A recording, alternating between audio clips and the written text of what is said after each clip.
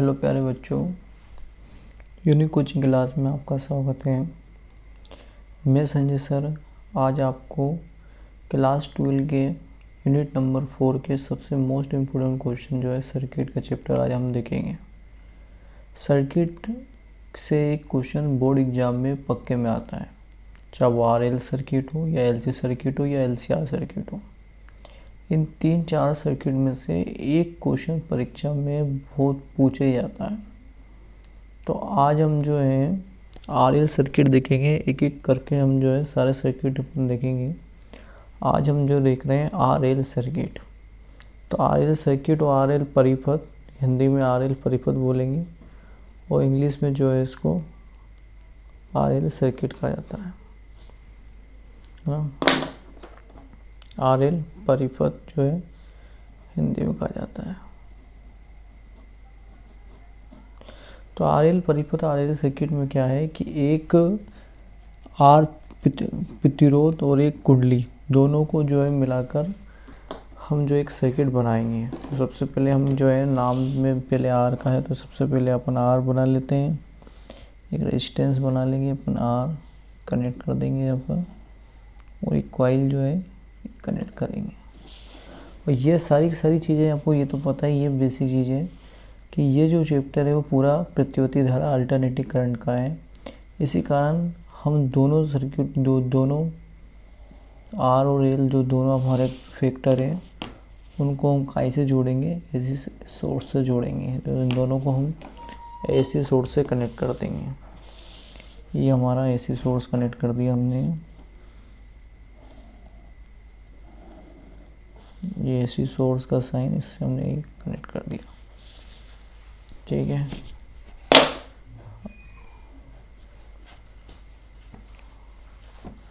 यहाँ पे लगाएंगे अपन एक R सर्किट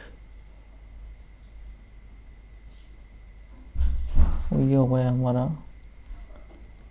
L सर्किट, ठीक है।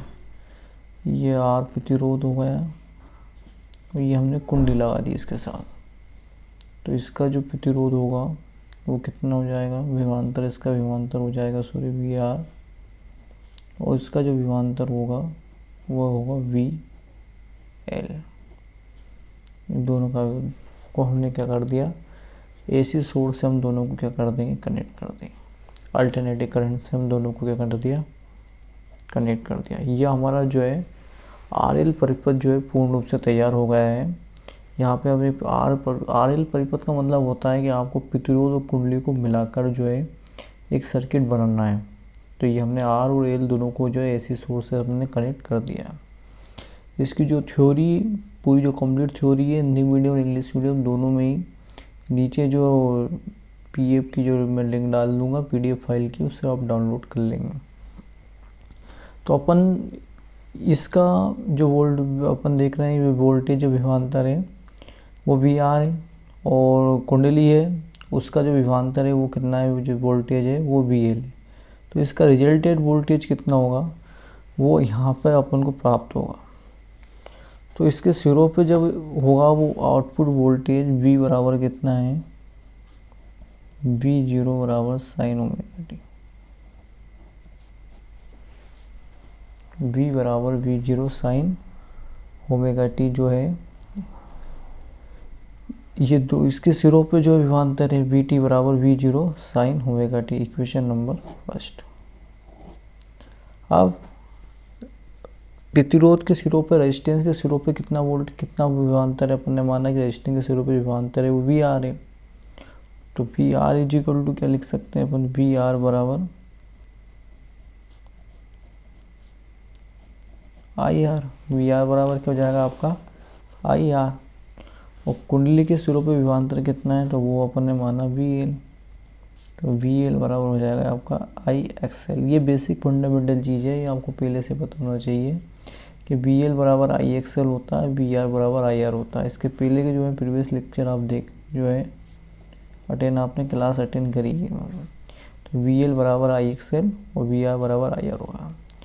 अब ये बात हम जानते हैं कि R जो विभवांतर है वो धारा से जो रहता है वो समान कला में होता है। ये हम पहले की प्रीवियस क्लास में देख चुके हैं कि धारा जो होती है विभवांतर से क्या रहती है, समान कला में रहती है। तो इन दोनों के बेस पे, इन तीनों के बेस पे जो इसका फेजर हम ग्राफ बनाएंगे, तो यहाँ से हमारे पास ये डायग्राम बनेगा ग्राफ का। ये धारा और विभवांतर ये दोनों हमारे क्या रहेंगे, समान कला में हो जाएंगे। विभवांतर ये धारा दोनों हमारे समान कला में रहेंगे। और ये भी पता है कि कुंडली जो रहती है हमारे पास, जो रहती है कुंडली का विभवांतर है VL, वो धारा से जो रहता है वो अग्रामी रहता है। तो अग्रामी रहेगा तो ये जो डायग्राम है इसका जो विभवांतर होगा वो कहाँ रहेगा, ऊपर की ओर VL। ये हमारा हो जाएगा VL और ये हमारा हो जाएगा VR। दोनों का बना लिया हमने। अब दोनों का जो परिणामी होगा उस परिणामी को हम शो करेंगे काय से, V से। तो इन दोनों का जो परिणामी होगा वो होगा V। ये हम यहाँ से अपन इसको लाइन को कंप्लीट कर लेंगे, मिला लेंगे डेट से। उस लाइन को भी हम एक समांतर चतुर्भुज पैरेललोग्राम में इसको कन्वर्ट कर देंगे। तो ये वाला VL है तो स्वाभाविक बात है ये वाला भी VL होगा। और यहाँ से आता है VR है तो ये वाली लाइन भी क्या होगी, आपकी VR का ही काम करेगा। तो ये हमने जो है इसका पैराग्राफी ग्राफ बना लिया और इनों के बीच जो फेज डिफरेंस है वो कितना है, 5 है। अब जाते हैं अपन इसके बाद जो है इसका परिणामी जो विभवांतर है वो निकालेंगे, इसका रिजल्टेंट जो है पोटेंशियल कितना होगा। तो इस अल्टरनेटिंग सोर्स पर जो विभवांतर है पोटेंशियल है वो कितना है, V बराबर V0 साइन ओमेगा t है।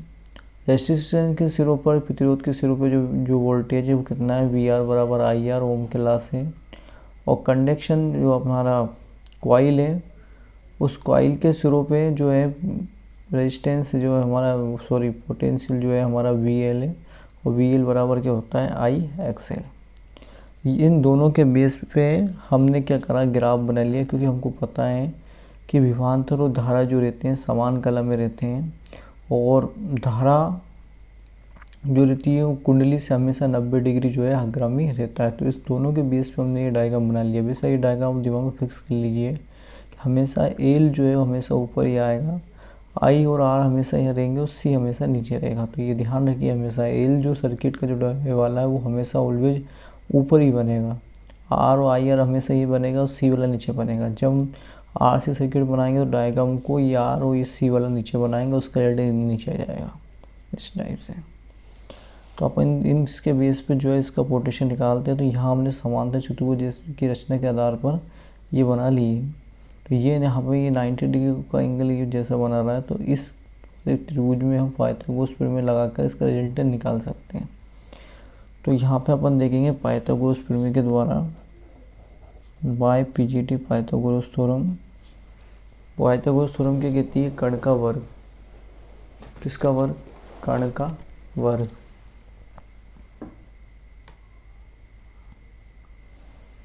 तो हमारा कण का जो वर्ग है वो क्या है, V है। ये वाला हिस्सा आपका रिजल्टेंट है तो V निकालेंगे अपन यहाँ पर। तो V का स्क्वायर इज इक्वल टू ये हो जाएगा आपका बेस VR का स्क्वायर प्लस VL का स्क्वायर, ये हो गया। अब यहाँ पे अपन क्या करते हैं, इसमें V का स्क्वायर, VL की जो है वैल्यू पुट कर दी है आप। तो VL की वैल्यू क्या है, I, सॉरी यहाँ पर I है तो VR की वैल्यू हो जाएगी आपकी IR उसका स्क्वायर प्लस VL की वैल्यू हो जाएगी IXL उसका स्क्वायर। फिर अपन क्या करेंगे, इस पर दोनों जगह I इसको अपन अलग अलग सेपरेट कर लेंगे। तो I का स्क्वायर, R का स्क्वायर, I का स्क्वायर और XL का स्क्वायर, ठीक है। अब यहाँ से भी I स्क्वायर है, यहाँ भी I स्क्वायर, दोनों जगह से I स्क्वायर कॉमन ले लीजिए। अंदर क्या बचेगा आपके पास, R का स्क्वायर प्लस XL का स्क्वायर। फिर आप एक काम करिए, इस I स्क्वायर को नीचे उतार लीजिए, V square upon I square, यहाँ पे जाएगा R का स्क्वायर प्लस XL का स्क्वायर। अब इसके बाद जो है आप क्या करेंगे, यहाँ पर v और i इन दोनों को जो है एक साथ करके ऐसे लिख सकते हो, तो r का स्क्वायर प्लस एक्सेल का स्क्वायर हो गया। अब यहाँ से जैसे इसके हटाएंगे तो इस वाले पे क्या जाएगा, रूट हो जाएगा, v upon I is under root r का स्क्वायर प्लस एक्सेल का स्क्वायर, ये आ गया। अब अपन आते हैं यहाँ पर भी, कुछ आपको याद आ रहा हो v अपॉन आई, तो v upon I equal r, ये आपका ओम्स लॉ है, ओम का नियम है। तो उपरोक्त समीकरण की तुलना जब हम ओम के नियम से करते हैं तो v upon I is equal to R, तो ये वाला जो है परिपथ का प्रवाही प्रतिरोध कहलाता है। उपरोक्त समीकरण की तुलना जब अपन जो है ओम के नियम से करते हैं तो आर स्क्वायर प्लस एक्सएल का स्क्वायर जो है वो परिपथ का प्रवाही प्रतिरोध है, और जिसको हम जो है आरएल सर्किट के लिए क्या बोलेंगे, प्रतिबाधा कहलाएगी। वो आरएल सर्किट के लिए किसका काम करेगी, प्रतिबाधा का काम करेगी, क्योंकि हमने ये अच्छे से हमको प्रीवियस क्लास में देख चुके हैं कि आर के जो एल के लिए जो होती है प्रतिबाधा होती है, तो यहाँ पर अपन इसको आरएल सर्किट में प्रतिबाधा का काम वो करेगी।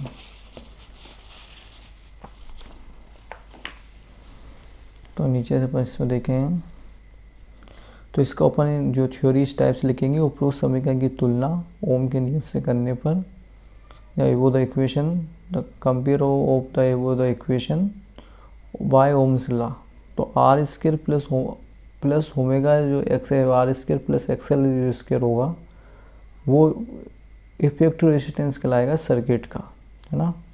उपरोक्त समीकरण की तुलना ओम के नियम से करने पर आर स्क्वायर प्लस एस के परिपथ का प्रभावी प्रतिरोध कहते हैं, और इसको हम काई से प्रदर्शित करेंगे, जेड से प्रदर्शित करेंगे, काई से प्रदर्शित करेंगे, उसको जेड से प्रदर्शित हम करेंगे। तो जेड, और किस सर्किट की बात कर रहे हैं हम, एल आर सर्किट की बात कर रहे हैं, Z L R under root R का स्क्वायर प्लस एक्सएल का स्क्वायर, ये हमारे पास आ गया। और एक्सएल की वैल्यू हम पुट कर सकते हैं यहाँ पर, एक्सएल की जो वैल्यू होती है वो ओमेगा एल होती है। तो अगली स्टेप हो जाएगा अपने पास आर का स्क्वायर, एक्सएल की जगह पर लिख सकते हैं क्या, ओमेगा एल का स्क्वायर। ये जो है आरएल सर्किट के लिए जो है प्रतिबाधा का समीकरण आ गया, जेड एल आर बराबर R square plus omega L का होल स्क्वायर। हम धारा का शिखर मान निकालेंगे, तो धारा का शिखर मान क्या होगा, peak value of the current,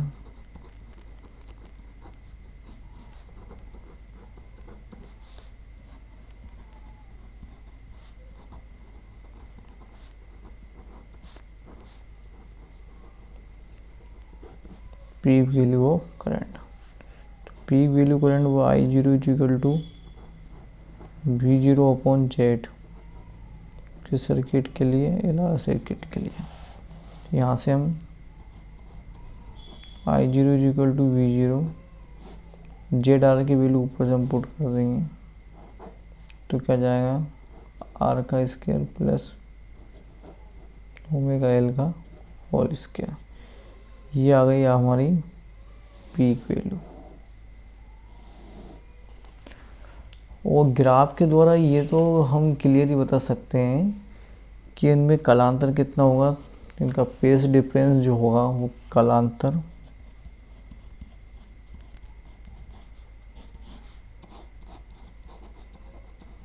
phase difference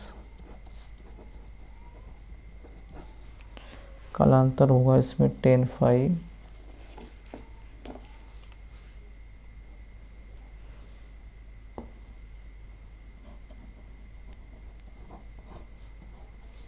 perpendicular आपका जो है वी एल हो गया, बेस हो जाएगा V R, V L is equal to क्या होता है, याद कर लीजिए, V L is equal to I X L, और वी आर तो सिंपली ओमला होता है, ये 10 फाई, आई से आई कैंसिल हो जाएगा, ठीक है ना। आपके पास क्या बचेगा, 10 फाई इज इक्वल टू क्या, एक्सएल अपॉन आर, और एक्सएल को अपन क्या लिख सकते हैं, ओमेगा एल। 10 पाई जी equal to omega L upon R.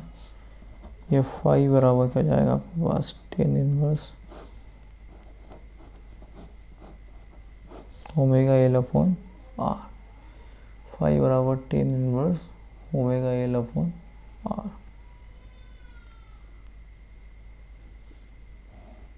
ये हमारा, ये इसको हम ब्रैकेट में बंद कर लेंगे अब, ठीक है। फाई बराबर 10 inverse omega L upon R, ये आ गया हमारे पास। तो ये सारी बेसिक फंडामेंटल चीज़ थी। कालांतर हमने निकाल लिया, पेयर डिफरेंस हमने निकाल लिए, पीक वैल्यू हमने निकाल ली। ये इस चैप्टर को पढ़ने के लिए आपको बेसिक फंडामेंटल चीज़ें याद होनी चाहिए, जैसे V equal to I R, ये फॉर्मूला आपको याद होना चाहिए। V L equal to I X L, ये भी आपको कंटेस्ट याद होना चाहिए। और ओम्स लॉ तो आपको पता है, V R equal to I R होता है, ये आपको याद होना चाहिए। एक्सएल बराबर वो जो होता है वो ओमेगा एल होता है। X is equal to 1 omega C होता है। और दूसरी चीज़, धारा और विभवांतर जो रहते हैं हमेशा, ये आई और आर जो रहते हैं हमेशा सेम बेस में रहते हैं। और एल और आई जो रहता है वो 90 डिग्री के ग्रामी लेगडिंग पे रहता है। और सी जो रहता है वो 90 डिग्री के, ये सी जो होगा वो 90 डिग्री पचगामी होगा। ये लेगिंग पे होगा, ये लीडिंग पे होगा। ये सारी चीज़ आपको याद होना चाहिए सर्किट के अंदर, आर और ये आई। ये बेसिक फंडामेंटल चीज़ है। और हमेशा 10 पाई हम ऐसे निकालेंगे, पीक वैल्यू से निकालेंगे, सेम की सेम चीज़ें वो की वही होगी। तो ये चीज़ आप याद रखें सारी, ये बेसिक फंडामेंटल चीज़, ठीक है। तो 5 इक्वल टू 10 उसमें कालांतर जो होगा वो 90 डिग्री का होगा दोनों के बीच में, आई और आर के बीच में जो कालांतर होगा, फिर डिफरेंस होगा, वो कितने डिग्री का है, 90 डिग्री का होगा। आपको हमारी वीडियो अच्छी लगी तो लाइक सब्सक्राइब करिए।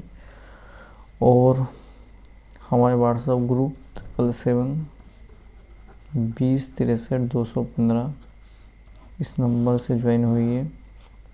और एमपीयू जो है, कभी परीक्षा एग्ज़ाम आने वाले हैं, उसके लिए मोस्ट इम्पोर्टेंट क्वेश्चन की भी सीरीज़ जो है वो भी बहुत जल्द आने वाली है, वो भी अपलोड हो जाएगी।